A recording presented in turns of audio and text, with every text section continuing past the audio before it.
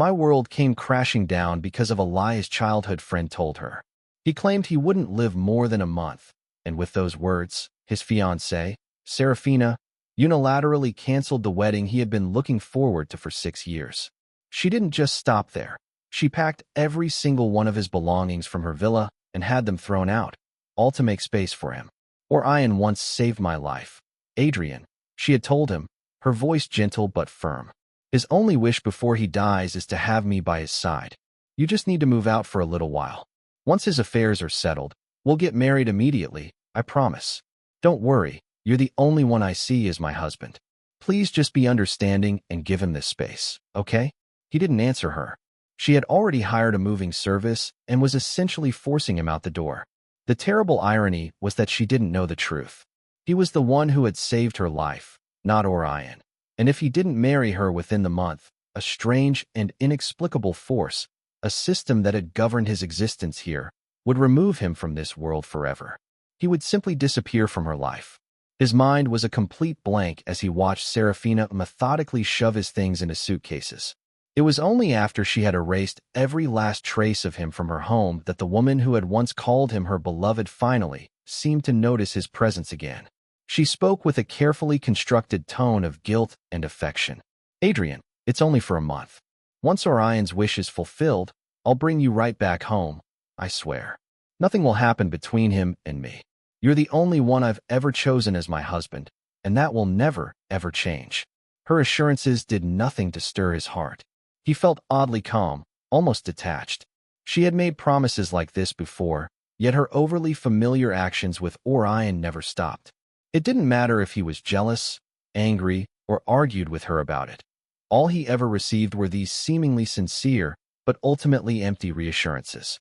Over time, he had grown numb to it, letting Adrien move into his life and flaunt his presence in front of him.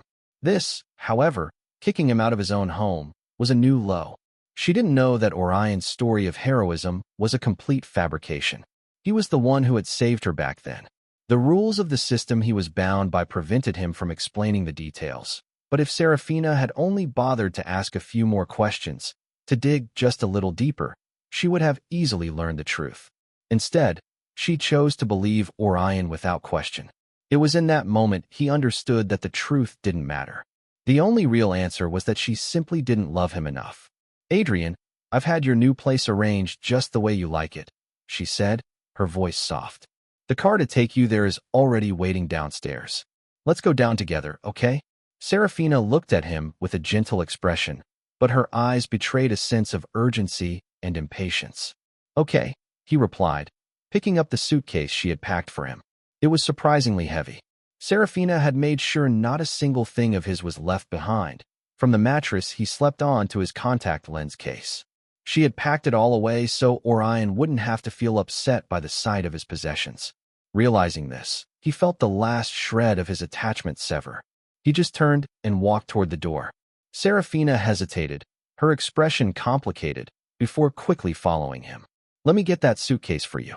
Without waiting for an answer, she took it from his hand, her eyes searching his face for a reaction. He didn't resist, just replying with a polite thanks. Saraphina's expression grew even more remorseful throughout the drive.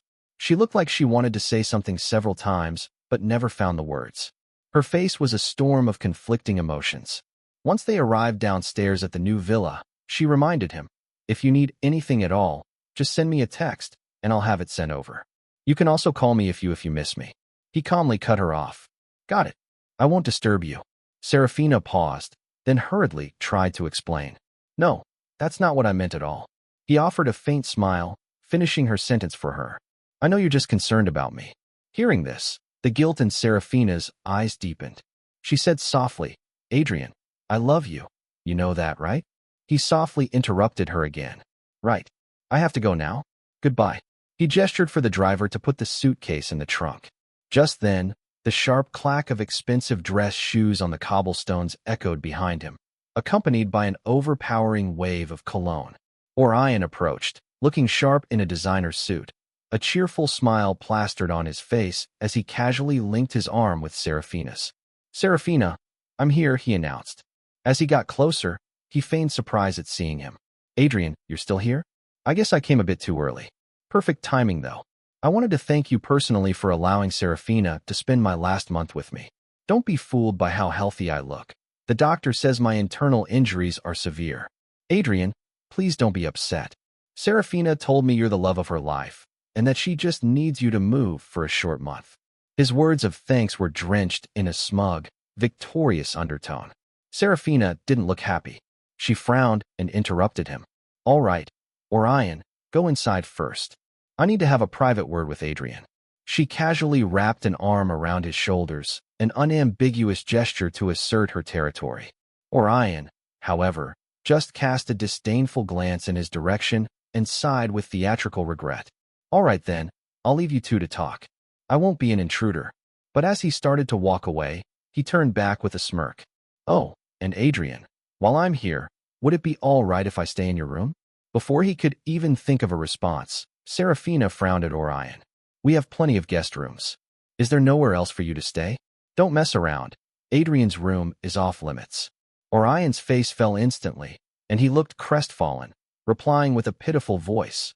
All right, Saraphina, I guess a man who's about to die doesn't deserve a nice big room like Adrien's. I'd be happy to settle for the basement as long as you're there with me. Those words were like a key unlocking Saraphina's sympathy once again. Her tone softened involuntarily. Orion, that's not what she stopped herself as she noticed him watching, then quietly said, let's talk about this later. Just head inside for now. Orion finally left without another word, but not before shooting him a look that was both challenging and triumphant. They both understood what her non-answer meant. It was a yes. Once he was gone, Saraphina turned to him, her voice thick with emotion. I'm so sorry, Adrien. I didn't manage the timing well today. I know how you feel about seeing Orion. But don't worry, a month will pass by in a flash, and you can forget all about this ever happened, okay? He replied with only a slight nod. Okay. He prepared to get into the car. As he turned away, Saraphina's eyes suddenly reddened, and she grabbed his hand. Adrien, I'm so sorry you have to go through this. He simply responded, it's fine. Saraphina stared intently into his eyes, as if his calmness was somehow more painful to her than any outburst would have been. After a few seconds, she seemed to come to a decision. In a gentle voice, she said, Adrien, I'll take you there. I'll spend a bit more time with you. He shook his head. No need. Orion might be looking for you. Saraphina looked even guiltier. She replied softly, it's okay. I can be with him a little later. But in the next second, her phone rang. Even though it wasn't on speaker, he could clearly hear Orion's voice on the other end. Saraphina, I'm feeling a bit dizzy. Can you come up and be with me? As expected, Saraphina looked hesitant. She furrowed her brows, glancing at him with a troubled expression. Before she could say anything, he spoke for her. You should stay and take care of Orion. I'll be fine. With that, he got straight into the car.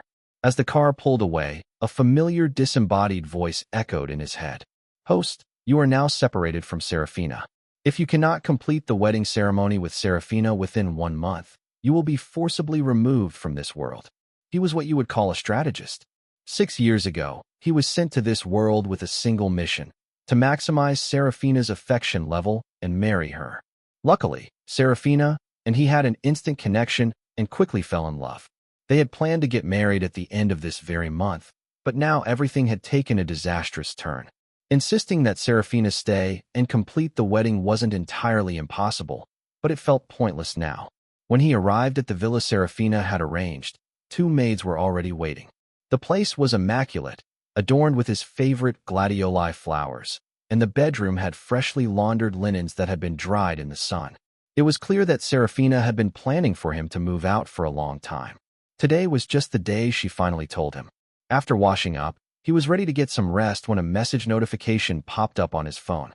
It was from Orion. It was a close-up selfie of his face, which he deleted almost instantly, but it was too late. He could clearly tell that the background of the photo was his bedroom in Saraphina's villa.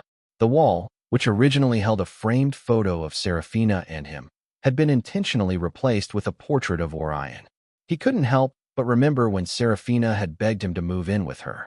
She had claimed that as long as she was around, there would always be a room for him in her home. Back then, her love for him was fierce. Whether it was renovations or daily decor, she always deferred to his tastes, sweetly saying, Adrien is the man of the house, so I should listen to the man of the house. But all good things, it seemed, eventually change. The next morning, a call from the photography studio woke him up. They were calling to let him know that the couple's photos they had taken last week were ready for pickup. They had tried calling Saraphina, but she didn't answer. He figured she and Adrien were probably having one of their rare moments of alone time, and having her fetch their photos would just be inappropriate. He decided to go pick them up himself. Yet as he stepped into the studio, the first thing he saw was Saraphina, radiant in a bridal gown, emerging from a fitting room. Standing beside her in a perfectly matching suit was Adrien, looking every bit the charming prince. In a voice dripping with infatuation, he exclaimed, "Saraphina, you are too beautiful. I never thought I would get to see you in a wedding dress before I die. This makes it all worth it. Adrien, don't keep bringing that up. Let's just enjoy the days we have left, okay? If you like this one, I'll keep it on and try a few more for you." "Yes, yes." Adrien's grin was wide and triumphant. Nearby, a shop assistant whispered to her colleague, "Wait, isn't Saraphina's boyfriend named Adrien?" Adrien overheard and sneered. "Of course not. They broke up. I'm Saraphina's official boyfriend now." Hearing this, Saraphina's brows furrowed slightly, but she didn't refute his claim. The assistant quickly apologized. Sorry. This morning my manager told me to contact Miss Saraphina about her photos, but I ended up arranging it with Mr. Adrien. I should have realized it's all my fault." Saraphina's face changed. Just as she was about to ask a question, her eyes met his at the doorway. Her expression filled with panic. "Adrien." He turned and left without a word. Saraphina chased after him, urgently trying to explain. "Adrien, don't misunderstand. I only brought Adrien here to take some wedding photos to fulfill his dying wish. It's nothing more than that." He remained silent, which only made her more anxious. "He said we broke up, and I didn't clarify because there's no need to explain myself to strangers. You know how much I hate explaining things." He calmly observed her panic, but said nothing. Yet Saraphina looked at him with a mixture of guilt and pleading. "Adrien, please don't be like this. If you're upset, just say it. Bottling everything up isn't good for you, and it will hurt me to see you like this." He just shook his head. "I'm not upset. I just don't want to bother you." Saraphina's guilt grew even deeper, her eyes filling with concern. She tried to change the subject. "Let's not talk about this. How was your first night at the new place? Are you adjusting okay? Are the staff doing their jobs well? Should I send the chef over?"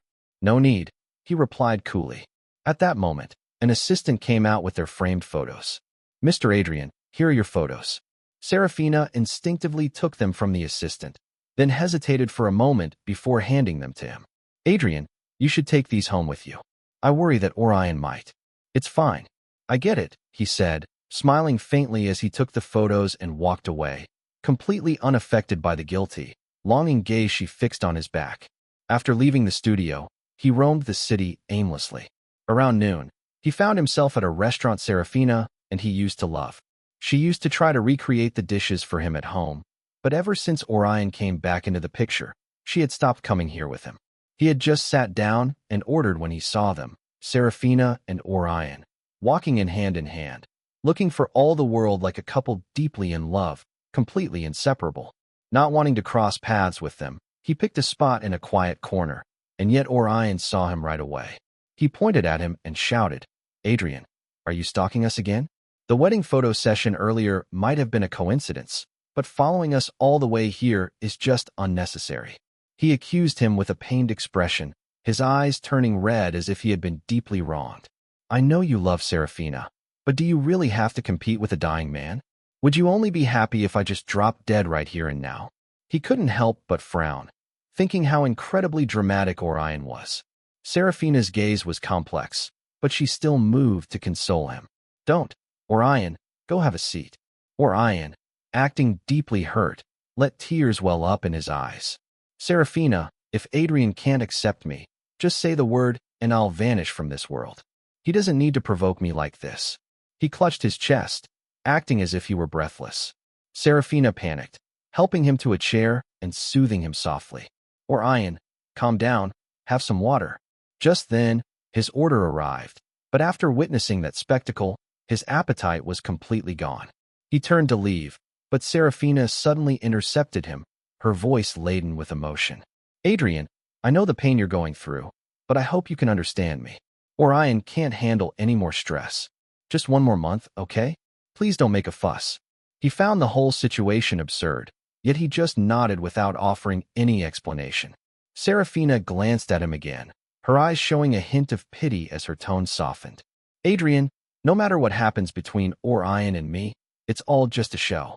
I love only you. You are my future husband, and I swear on my life that I will marry no one else but you. Please don't overthink things, it hurts me too. He nodded again. Saraphina seemed to want to say more, but Orion called for her from the table, and he finally had his chance to leave. In the days that followed, he did everything he could to avoid any kind of encounter with them. He stayed home, tending to the flowers in the garden and feeding the fish in the pond. He just wanted to spend his last days in peace. During this time, Saraphina rarely contacted him. Once in a while, she would send a short message checking on his health and telling him to wait for her. Orion, on the other hand, made sure he didn't miss them. Every few days, he would send photos of himself and Saraphina together, always accompanied by a taunting message. Adrien, are you eating and sleeping well? It must be tough for you, knowing your girl is here with me. He never responded to his petty provocations. As the one-month deadline drew near, the system's reminders became more frequent. Host, if you fail to complete the wedding by the deadline, you will be forcibly removed from this world. Please act quickly. He ignored it multiple times until the system finally fell silent. Soon, the last evening arrived. Unexpectedly, he received a call from Saraphina. She sounded excited, her voice urgent. Adrien, great news. Orion's illness was a misdiagnosis. He's not going to die. I'll come and get you right now. Let's go home. I'm so sorry for everything this past month. Let me make it all up to you. I'll see you in half an hour at most. After she hung up, he went to the third-floor window and calmly gazed out at the night sky. He thought he would leave this world quietly, but unexpectedly, it seemed he would see Saraphina one last time. It felt like a fitting end. Yet as time ticked by, she never returned. Midnight came, and the sound of festivities erupted outside. From his window, he saw brilliant fireworks spelling out the words, Orion, I love you. The entire city seemed to be filled with the sound of celebrations. And then, a loud, piercing alarm rang in his head. Host, end your current body's life quickly. You are about to leave this world. When the next firework burst across the sky, he stepped forward and, without a moment's hesitation, jumped from the window. With a loud crash, warm blood splattered everywhere. Alarmed by the noise, the maids rushed over, trembling as they pulled out a phone to call Saraphina. Ma'am, come back, sir is hurt. In a daze, he could hear Orion's dismissive voice on the other end of Saraphina's line. Adrien is just being theatrical again. He probably couldn't wait for you to pick him up and had the servants lie to get your attention. Before he could finish, Saraphina took over the call, her voice gentle. Adrien, I'm so sorry. I was busy helping Orion move his things out and couldn't fetch you sooner. Please don't scare me by saying such things. Ma'am, sir, the servant's words were cut short as the call ended. Even so, seeing the situation, they called an ambulance. Time ticked by slowly. He lay motionless on the ground, almost able to hear the sound of the blood draining from his body as death crept up on him. He wasn't afraid. His mind uncontrollably drifted to memories of his happy times with Saraphina. They had first met at a concert hall where they performed a piano duet that left the entire audience in awe. They talked for hours about life and philosophy and found a deep, profound connection. Their love had been so deep, so real. Yet the scene faded as quickly as it came, leaving him feeling utterly alone. He thought he had made his choice, that he wouldn't cling to anything in this world. But surprisingly, in his final moments, it was Saraphina's face he saw. Post-exit countdown. 3, 2, 1. A bright white light flashed before his eyes. In his fading vision, he saw Saraphina's car screech to a halt in front of the villa. She hurriedly got out, bursting through the door, her face lit with joy as she called out, Adrien, I'm here to get you. She moved through the villa, but when she couldn't find him, she jokingly called upstairs, Adrien, don't play around. Come out. We're going home. I missed you this whole month. I know you missed me too. That's when a servant rushed in, her face pale with panic. Ma'am. He jumped off the building. What are you saying? Saraphina frowned, displeased by the absurdity of the statement. She didn't believe the servant, not until she noticed the fresh bloodstains on the woman's clothes, along with the unmistakable terror in her expression. Another servant rushed in, almost tripping as she stuttered, "Mama am," causing Saraphina's own panic to rise. Sensing the horrifying truth, they led her to the backyard, where she stopped cold at the sight of the dark pool of blood on the ground.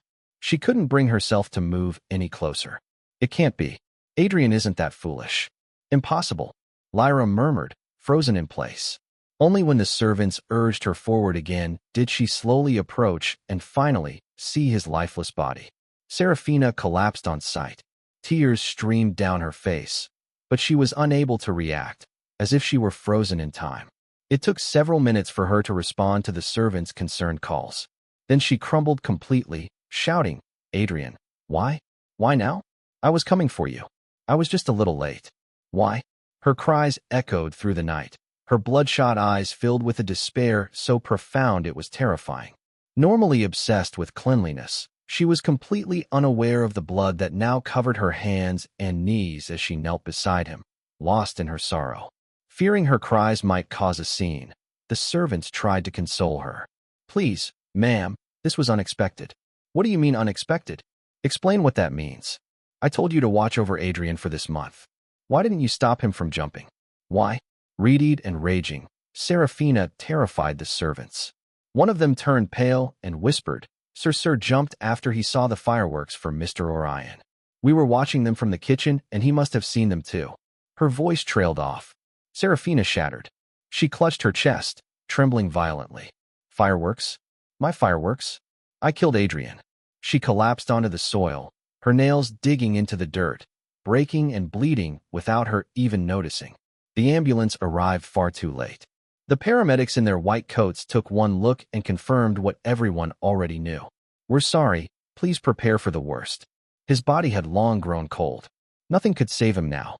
Saraphina stopped screaming, her cries turning into broken sobs, as if she had lost all her strength. She just stared blankly at his body, numb, like a puppet whose strings had been cut. Watching her in her state of despair and regret, he didn't feel a sense of satisfaction or vindication. He just wanted to move on quickly. That's when the system, which had been silent for a while, finally came back online. "Host, we're very sorry, but the system has not yet matched you to a new game world. You will have to stay here for one more day." Fine. He would stay another day. He didn't feel strongly opposed to it, nor was he looking forward to it. He was just curious to see how she, the woman he had once truly loved, would handle his aftermath. That's when Orion's car pulled up. He waved at Saraphina with a big, confident grin. "Saraphina, what are you doing here? I bet Adrien was just trying to scare you. His little tricks wouldn't fool anyone else, but someone as straightforward as you are. Are you two fighting? Maybe you should just leave him there to think about it for a month." Orion was joking around, getting closer as he spoke, but before he could reach his body, Saraphina sprang to her feet and slapped him hard across the face. "Shut up." Stunned, Orion staggered back. "Saraphina, you..." Before he could finish, Saraphina grabbed his hair and dragged him toward his body, delivering a swift, hard kick to his side. "Is this your idea of a little trick, Orion? Open your eyes and take a good look." The kick knocked the wind out of him, and he turned pale. Just as he was about to start whining, his eyes fell upon his mangled body, and he let out a terrified scream. He fell to the ground, trembling and shaking so violently that a dark puddle formed beneath him. "Dead? How? How did he die?" "Adrien's death. It's got nothing to do with me. Saraphina, I..." Saraphina glared at him, hissing through gritted teeth. "Orion, I told you to cancel those fireworks. Why didn't you do it?" Shaking, Orion replied that the guy had already set everything up. "Canceling would have been a hassle, and you had already paid for it, so I let it go. It was just fireworks, Saraphina. I didn't mean any harm. Adrien wouldn't kill himself over a few fireworks. It doesn't make any sense." Saraphina's face was ashen, her emotions a chaotic storm. After a long, terrifying pause, she said, "Orion, if it weren't for the help you've given me in the past, I would rip your tongue out just for what you said.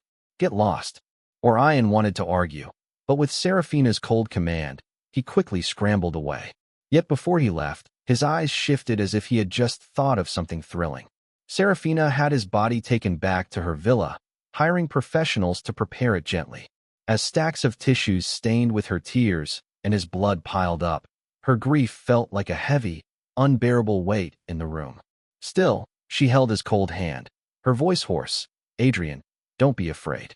I promise to take you home. We'll be home soon. I made a mistake. I know I messed up. That's why you chose such a drastic way to end your life. I'm so sorry. Inside, as a spirit, he felt nothing. Why was she torturing herself like this? He was gone now. She could be with Adrien openly. Wouldn't that be better? There was no need to put herself through this. He wasn't sure how much time passed, but as dawn broke, Saraphina drove them back to his old home. As soon as she carried him into the bedroom, she stopped, her expression one of utter shock. But it was too late. Once his body was laid on the bed, he saw that his room was almost unrecognizable. The wallpaper had been torn down and replaced with an awful, sickly yellow that he had always hated. Even the furniture had been swapped out. Most insultingly, a cozy photo of Adrien and Saraphina was now hanging on the wall. Saraphina broke down completely. She ripped the photo from the wall and threw it to the ground, yelling, "Get rid of everything that doesn't belong to Adrien. I want all traces of him gone now. Go." Her emotions swung wildly, leaving everyone in a panic as they scrambled to follow her orders.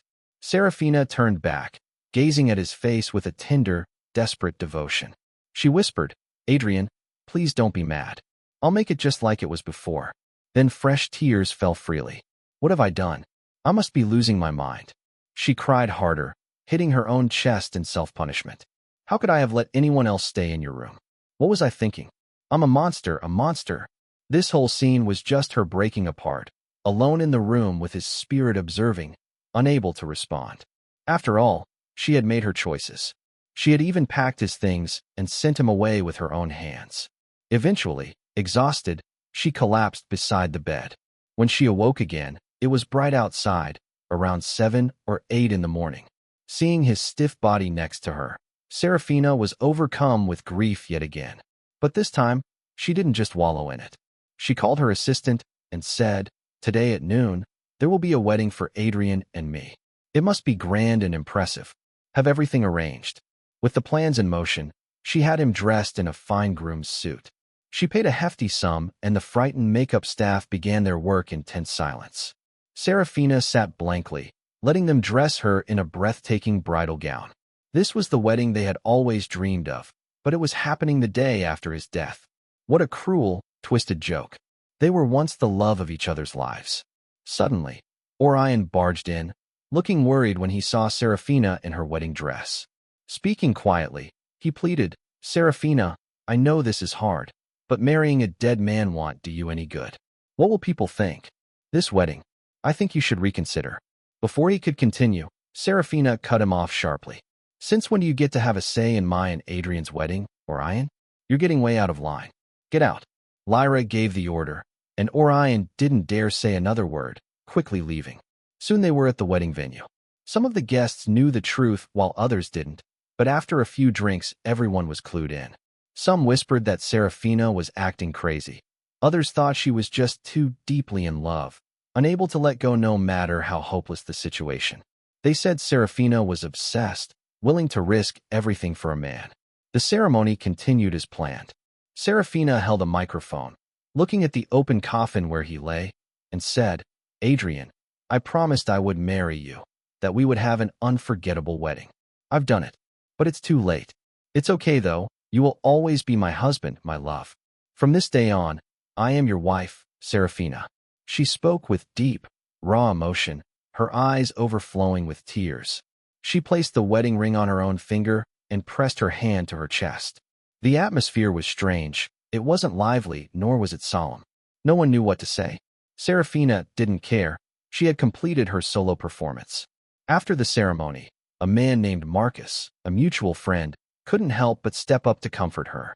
"Saraphina, you know you can't bring people back from the dead. I'm sure Adrien, wherever he is, wouldn't want you to suffer for him. After all, when he saved you, he wasn't even afraid to die. He almost bled out for 3 days and nights. It was only because he was young and strong that he survived." But alas, as Marcus talked, Saraphina suddenly interrupted him, her expression puzzled. "Marcus, what are you saying? Adrien saved me? The blood transfusion? Marcus frowned, glancing at Saraphina with a look of disdain. Saraphina, when you got injured on that project site and were rushed to the hospital, you had severe blood loss. Since you have that rare AB-negative blood type, Adrien was the only match on site. How could you possibly forget something like that? Hearing this, it felt like Saraphina's entire world shattered. Her body shook fiercely, and her face turned a grim, pale white. She asked repeatedly, her voice, "Wasn't it Adrien who saved me?" Adrien? You mean that guy who rushed over to get close to you after you woke up? He doesn't even have the same blood type as you. How could he have saved you? Not the same blood type. Saraphina's voice was a desperate whisper. Her whole body shivered uncontrollably. So my savior was Adrien? It was always Adrien, right? Why didn't you tell me sooner? Do you have any idea what I've done? Saraphina couldn't finish her sentence, breaking down into ragged sobs. Marcus frowned, even more confused now. Saraphina, this is a big deal. You didn't think to ask someone about it? Did Adrien just say he saved you and you immediately believed him? He looked at Saraphina, puzzled. Saraphina, however, was pale and frozen in place, not moving for a long, agonizing moment. After the wedding, a numb Saraphina took his body back home. At this point, a timid servant approached her with a stack of photos. "Miss Saraphina, we found these in Sir Adrien's room. You might want to take a look." Taking the photos, Saraphina's face turned dark as she flipped through them. They were all the pictures Adrien had sent to him. Pictures of Adrien and Saraphina together. Saraphina feeding him grapes by hand, adjusting his collar, the two of them playing chess, drinking tea. Each photo was taken at a very calculated angle, designed to show a strange, intimate affection between them. A few seconds later, Saraphina ripped all the photos into tiny pieces, screaming, "Adrien, you bastard! I won't let you get away with this." And then Adrien was invited to Saraphina's place. The house had been decorated like a bridal chamber, colorful and festive. He showed up in a sharp little suit, looking completely pleased with himself. "Saraphina, you've finally come around. Adrien is gone. We need to move on. Don't worry, I'll take good care of you." Saraphina watched him quietly, her face eerily calm. Adrien continued, "Saraphina, maybe we should bury Adrien first, and then we can have our wedding night. Otherwise, it might feel a bit odd. Adrien would want you to be happy." Saraphina remained silent for a long moment, then said, "Adrien, you weren't the one who saved me, right?" Adrien's face changed instantly, but he quickly composed himself, forcing a smile. "Saraphina, of course I saved you. Why are you even asking that?" Saraphina stared at him intently, speaking one word at a time. "You saved me? What's your blood type? Even now, you're still lying to me." Her eyes blazed with fury as she finished, her voice full of raw anger. Adrien looked terrified. Before he could speak up, Saraphina continued, "You deliberately sent those photos to Adrien, and you set off those fireworks at midnight. It was all to push him, to make him kill himself. Adrien, you're a murderer." Adrien instinctively defended himself. "No, Saraphina, what are you talking about? I don't know what you mean." "You don't know?" Saraphina threw the shredded pieces of the photos in his face, the tiny scraps raining down around him. Adrien was stunned, and he hurriedly tried to explain, "I've always loved you. That's the only reason I did any of it. I never meant to harm anyone. If loving the wrong person is a crime, then I'm guilty. Yes, I didn't actually save you, but I just mentioned it once and you believed me. Why didn't you ask more questions? You must have subconsciously thought it was me, right?"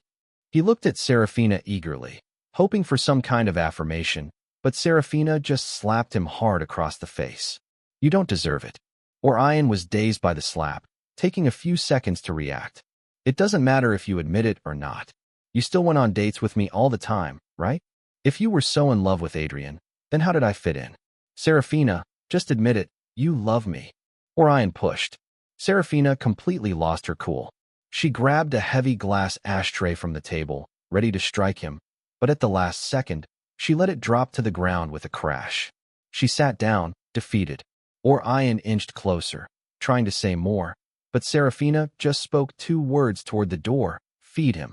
Within 30 seconds, 2 large, burly men came into the room, covering Adrien's mouth and dragging him away. Saraphina just sat on the floor the whole time, mumbling to herself, "Adrien, I've avenged you. Adrien, does this mean you'll forgive me? As a bystander, just a wandering spirit, he was left feeling helpless. He didn't hate her, so there was nothing to forgive. This was all her own doing, her life's lesson to learn. In less than half an hour, a bodyguard came in and reported that they had dealt with Adrien. The body had been fed to the dogs. Saraphina just nodded slightly. He was stunned. He never thought she had been serious when she said that. The Saraphina he knew, who had always seemed like a calculating, sophisticated heiress, didn't even blink when she had Adrien, someone she had once cherished, killed. She had really gone this far for him.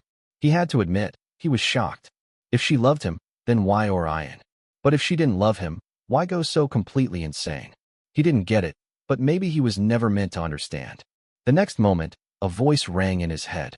Host, prepare to exit the world. 3, 2, 1. After opening his eyes again, he found himself in a college lecture hall.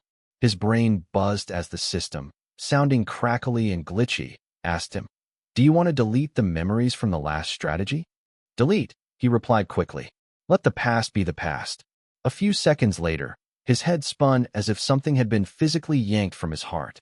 Then he realized his new target was a senior in his class. Her name was Evangeline.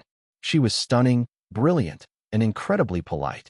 He started with his usual routine, asking for her help with homework, followed by dinner invitations and little surprises.